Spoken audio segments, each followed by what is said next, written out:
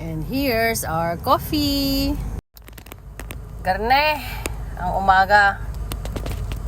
Nagpapasok na. Kahirap. Pag malamig. Ay, itong kaligkig na naman yung inyong Batanggenya. Kaya naman na. Yari naman tayo nito sa kape. Mga sa isang araw, makakatatlong kape na naman tayo nito. Abay, mahal din eh. Pero masarap ang kape. Dati, nagagawa pa ako sa amin. Ngayon, may nabibili na naman. Eh di, habang na-drive kape.